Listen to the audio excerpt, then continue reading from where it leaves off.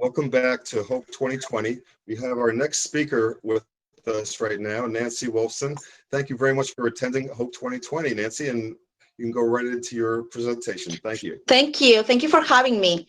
Yes, welcome everyone. This is Nancy C. Wilson, and I'm really happy to be with you. My presentation is called Makerspaces Hacking the Space Industry by Enabling Effective Cross-Industry Collaboration and Enhancing the Space Workforce Development. All right. I am the Vice Chair of the International Astronautical Federation on Near-Earth Objects, President of Disrupting Space Company, and the designer of Belong to All research program. This non-technical presentation intends to outline best practices for everyone, including space specialists who wishes to participate in or organize cross-industry multidisciplinary initiatives, as well as building relations and partnerships with the maker community. Table of contents. Let me see if I can, sorry everyone, let me move this. The Outer Space Treaty, a Space Belongs to All program, and what was the Space Blink 7? Connecting space specialists and the maker community. What is cross-industry collaboration? An outline of cross-communication, organizational and workplace culture process, and its implementation, organizing cross-industry projects during COVID-19, get involved in space activities. Conclusion. This presentation is part of the Space Belong to All program. This program was inspired by the Outer Space Treaty signed on January 27, 1967, Article 1. Here we go. Space Blink 7. We will examine the lessons learned, achievements, and difficulties from an important, unprecedented partnership formed between space professionals, 3 maker spaces in the DMV area, and Wikimedia, nonprofit organization, DC members from the United States. Thanks to my work, where did it go? Thanks to my work as an independent scholar in science, technology, and cross-collaboration process, winning the space industry, I was invited to the White House Office of Science and Technology Policy Nation of Makers meeting in Washington, D.C., 2016. Okay, this is the last thing about me, just so you know. My work in education, communication, and research within the space industry is what I seek to inform and inspire the general public to learn more about space exploration, planetary defense, NEOS, and the cosmos. Through my academic and outreach global activities, I advocate for gender equality to increase women involvement by making mentoring opportunities more accessible across the space industry. Great part of my work focuses in the implementation of non-traditional models in academia, business, and education for various sectors of the space industry. My research studies the connection between space concepts and societal aspects. I aim to foster a future sustainable, diverse, and healthy human colony in outer space. All right, let's get to it. What is the Space Treaty? All right, here we go. Some technical difficulties. Okay, the Outer Space Treaty was signed on 27th of January, 1967, Article 1. of the Space Treaty. The exploration and use of outer space, including the moon and other celestial bodies, shall be carried out for the benefit and in the interest of all countries, irrespective of their degree of economic and scientific development, and shall be the province of all mankind. What does the Outer Space Treaty mean to us? It represents the basic legal framework of international space law and the beginning of outer space exploration.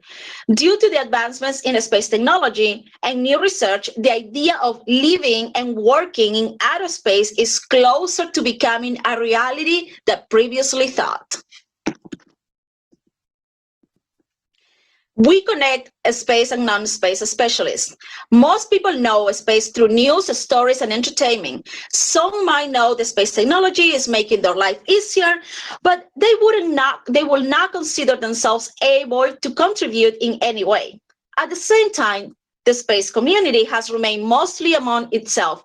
We argue that it is the responsibility of the space specialists to create a new partnership and collaborative projects that connect the space and non-space actors and explore new, non-traditional academic models in environments that can ignite creativity to foster cross-industry collaboration if we wish to continue innovating as well as enhancing the space industry workforce development. What was the Space Belong to All program? It's a 5-phase non-traditional educational cultural initiative that involved a diverse range of activities that included, but was not limited to, knowledge transfer, new technology, research, and post and project cultural and educational events. In the described initiative, a space was brought directly to people and was designed to create partnerships agreements and formalize relations between space and non-space individuals. By applying non-traditional collaborative techniques, we enable specialists from other industries with technical and non-technical backgrounds to get involved in space activities. Furthermore, we expanded the initiative repertoire of collaboration formats to makerspaces and non-profit organizations in order to further disseminate space knowledge and to get the public involved in space activities.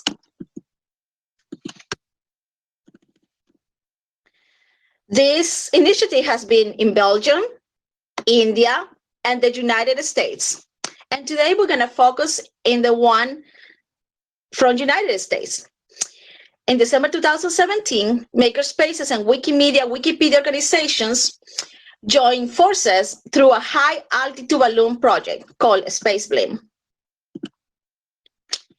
We will examine the lessons learned, achievements, and difficulties from this unprecedented partnership formed between the space industry professional, 3 makerspaces in the DC, DMV area, and Wikimedia. Space Blim was a project that included but not limited to knowledge transfer, new technology, research, and post-academic and cultural events. In here, I will describe the Space Blim 7 project. I designed this project looking for it to serve as a blueprint for effective cross-pollination, tinkering, cross-industry communication, and collaboration process regarding logistics, alternative organizational structures, and workplace culture, as well as providing problem-solving strategies with innovative solutions to challenges.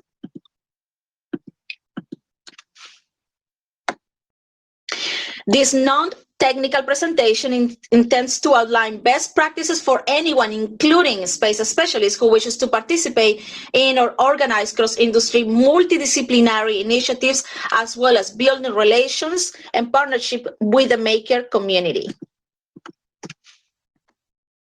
Cross-industry collaboration as the new norm for innovation.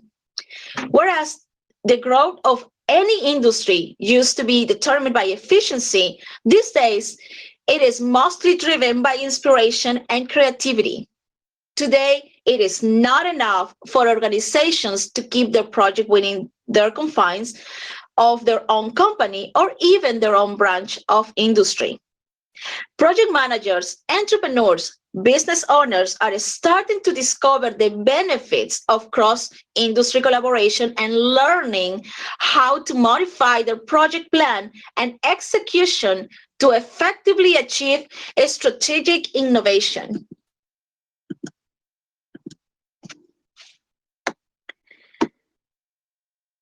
A Space Blim high altitude balloon project was designed to bring people together for a shared interest, going to space. We will use the Space Blim project as an examine a cross-industry collaboration process, but we will focus on management, organizational, logistical, communication aspects, as well as the project design. We will outline the most effective steps when working in a cross-industry project. When working with a cross-industry collaboration concepts, our first step will be designing a well-thought communication plan. Execution and resources becomes secondary. And what is the main component in cross-industry collaboration? Communication, communication, and communication. In the Space Building 7 project, understanding the challenges in organizing a group from different backgrounds, work environments styles, communication styles, and locations was crucial to ensuring the success of the project. To keep the project inclusive, educational, research-oriented, and functional, the mission's objective requirements, you have to remain flexible and to a certain degree organic, based on the individual's capacities, in order to achieve the mission scope within only 5 months. As a project manager, I view myself as a translator, an ambassador. Here are a few things you must consider including in your cross-industry project design. You are the one in charge to find common vocabulary between space and non-space actors. If there is conflict, you want to keep a calm but firm attitude to de-escalate situations. Consider including in your project design a system that creates an environment where all space and non-space actors can communicate effectively. Review your original plan and adjust it as needed in order to achieve the goal of the project. Effective cross-industry communication. Acknowledging the different perspectives of each team, approach the different opinions with inquiry, avoiding the us versus them mentality. Remain positive and see the positive intent of your collaborator. Remember, you both want this. Don't have a negative reaction to antagonistic behavior, but remain positive and focus on the end goal of the project. Be proactive in addressing and resolve conflict in a sincere, professional manner. Be ready to rephrase. Communication between technical and non-technical teams can be challenging. A non-technical, the same goes for teams coming from different industries. You should adjust your vocabulary and terminology accordingly. This is just a quick outline. We're not going into details because each aspect can take hours and hours. So this is just an outline. Identify the common factors in relation to all the different aspects of the project. Communication goes both ways. Design a system that allows everyone to express their thoughts and to listen to each other without judgment. This is an active skill. Miscommunication goes both ways. Agree to disagree. This is acceptable. It can be part of a creative process, and it can push the boundaries of innovation. Keep the end goal as a priority. You want the project to succeed, the company to win, and the client to want to receive the end product. Appreciate the technical and non-technical approach equally, because both are required to achieve success. Do not focus on the problem, focus on the solution. Avoid reacting, but instead ask questions to understand where the disconnect happened. Set a communication ground rules and watch for communication patterns. If possible, get a third party involved to make sure both parties are on the same page. Keep your tone and context in check. Focus on the team, not the individuals. This is crucial. Accountability is important. Therefore, keeping notes, emails, meetings, reports in a cross-industry project becomes vital. Do your best to not take things personal. Communication differences between the space organizations and makerspaces. So let's start with the space organizations. Communication. It is a good idea in an initial introduction to include your bio and or CV, and definitely include your LinkedIn profile. To join a project, find the application, state your reasons clearly in writing, and follow protocol. Getting in the space industry can be a little challenging. So these are a few tips that you want to remember. Makerspaces. Based on my experience and research, it is a good idea to have a gentle approach and feel welcome to join their activities without much protocol. It's a very welcoming community. Let's go and talk about the Space Blink 7. I knew organizing a project of this magnitude will be challenging, and many hours were dedicated to logistics, communication. Over 50 documents were written and reviewed during the process. The project had technical, logistical, educational, outreach goals, as well as to foster creativity, connecting participants to space concepts and to the maker culture.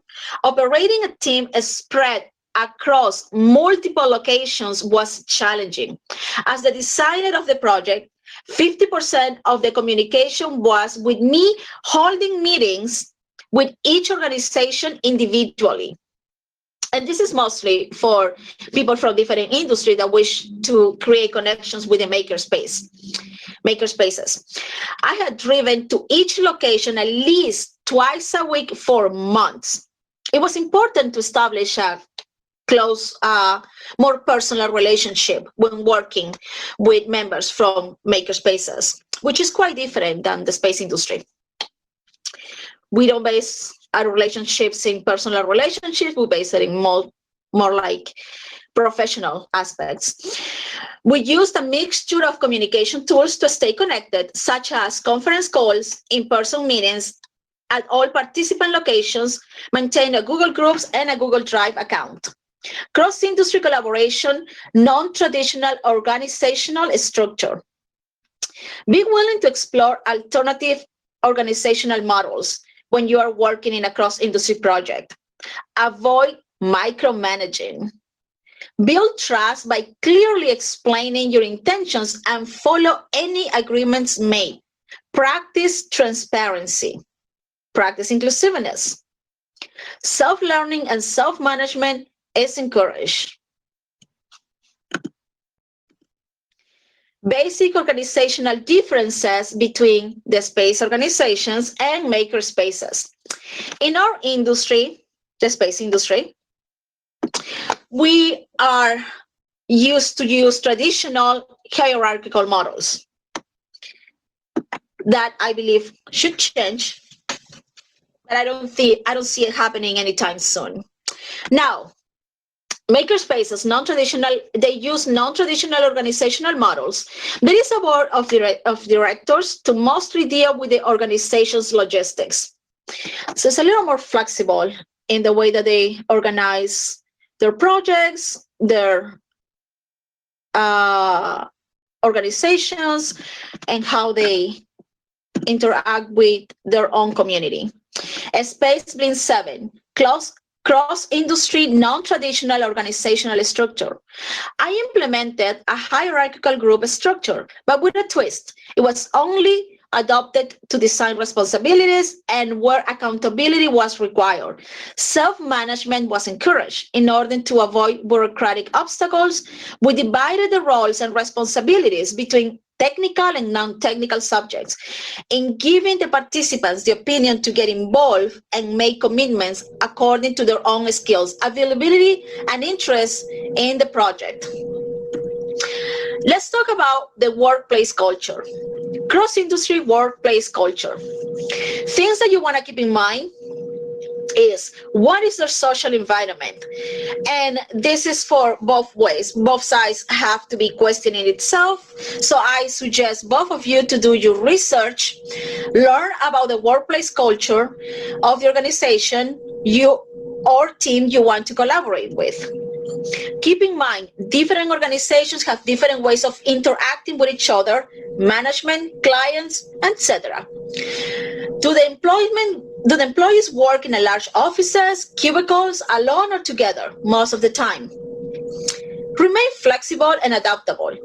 Encourage participants to share their ideas. Innovation comes from creativity. Okay, do all makerspaces share the same workplace culture? And this is for people that wishes to collaborate with makerspaces. So it's an easy answer, no. Each makerspace has its unique workplace culture. They have different styles in terms of communication, project development, social interaction, etc. This tip is for professionals from other industries that wish to collaborate or work within the makerspace community. Do your research in terms of workplace culture to find the best fit for you. If you don't, I can guarantee that you will run into issues. It's quite different from how we handle our workplace culture within the space industry organizations. Basic workplace culture differences between the space organizations and makerspaces. The space organizations, workplace culture, the etiquette and rules will be usually easy to find. It will be in the project or company HR documents. Makerspaces, their workplace culture, it varies.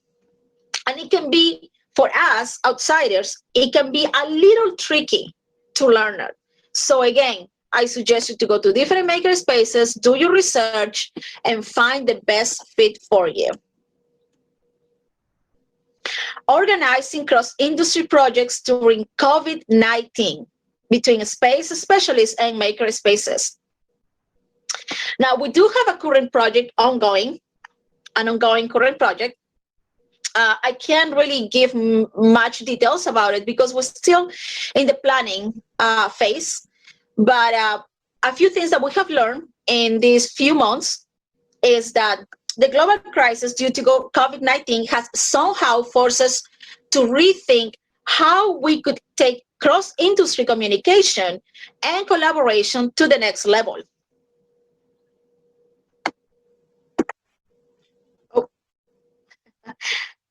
Technical difficulties. Okay. One thing that we're doing more than ever is holding virtual meetings with our own teams as necessary to clarify information before bringing it to the general meeting.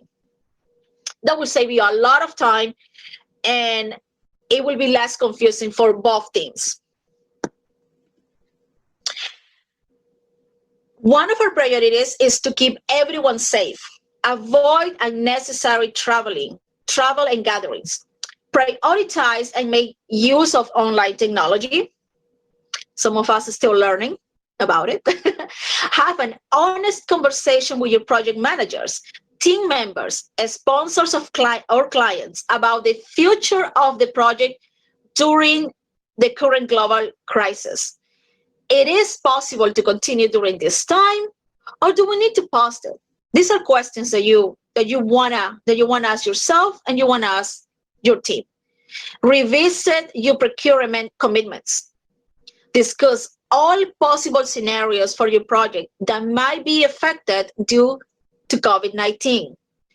Consider increasing the frequency of your meetings.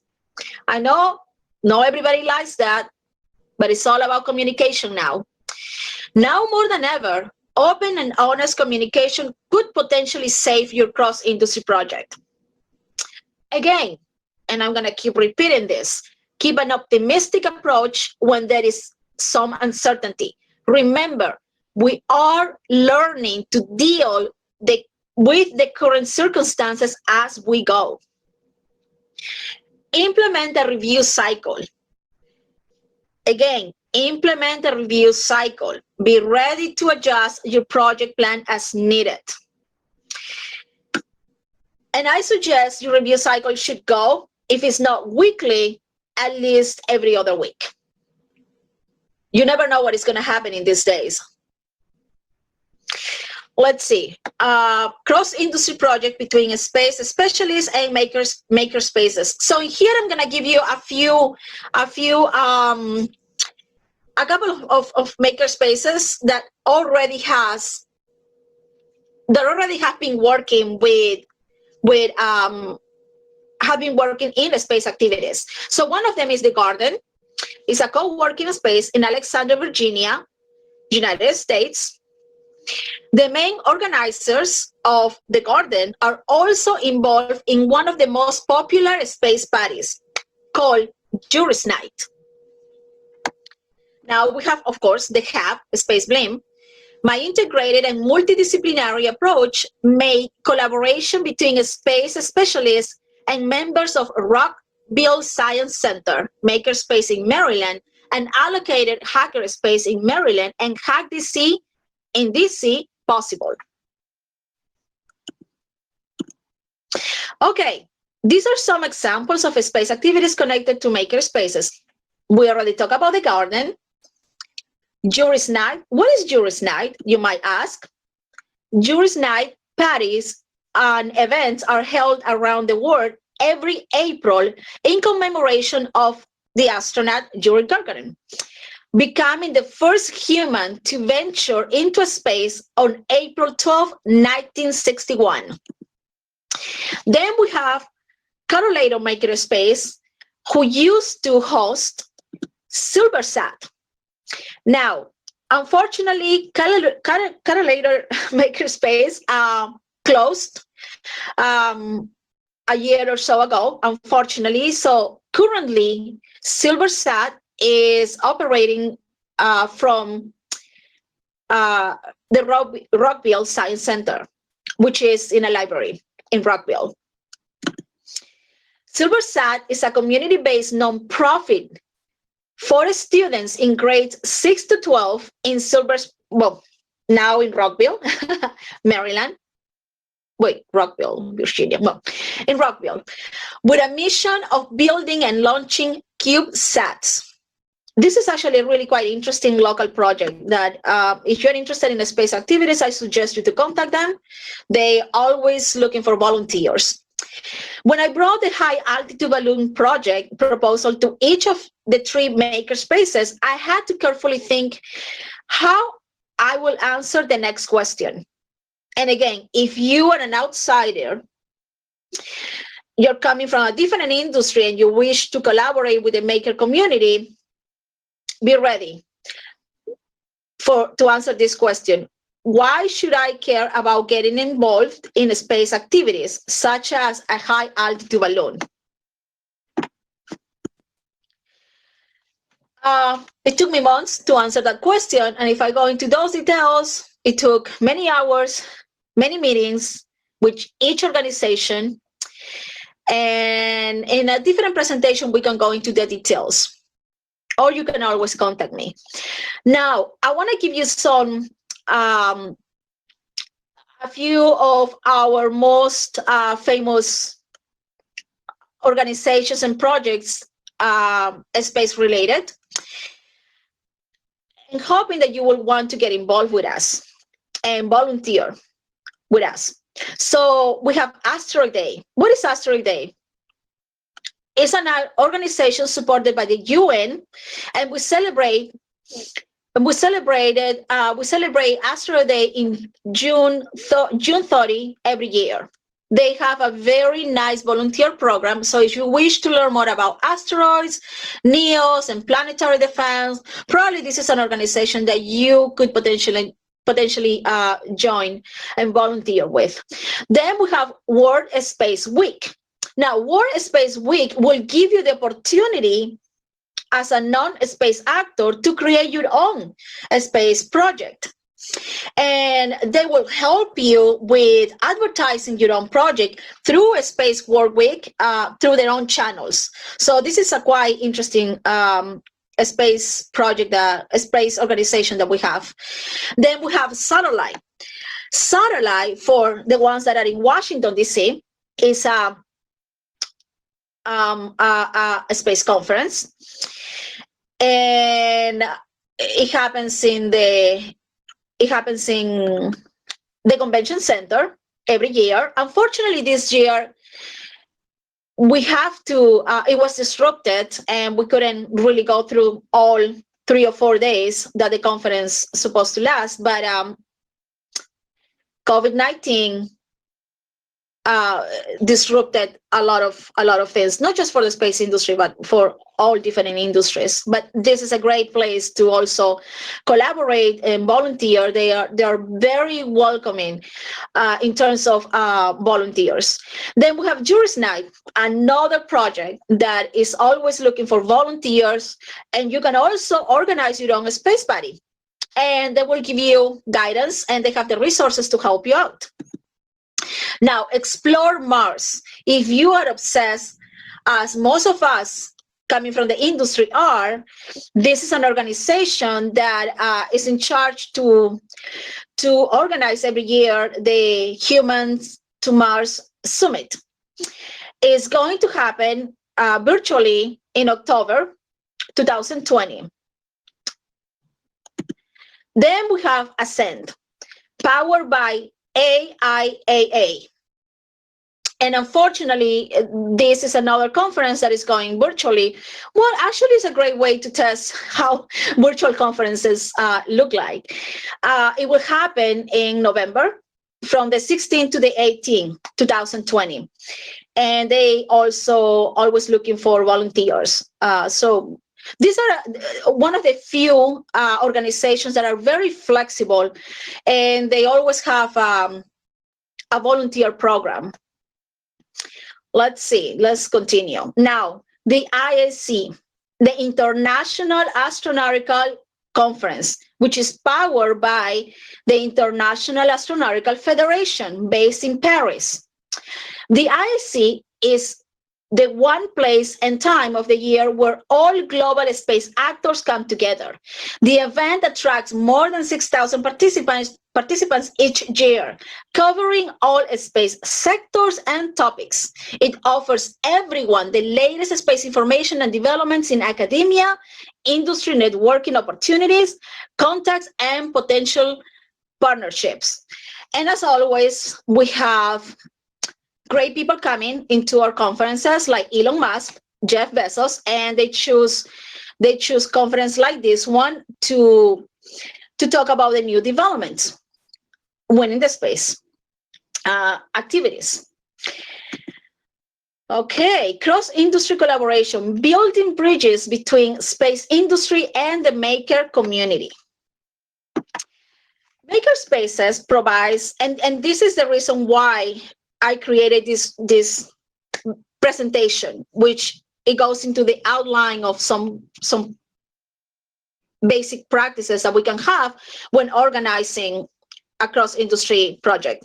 Makerspaces provide hands-on learning, help with critical thinking skills, plus they boost self-confidence.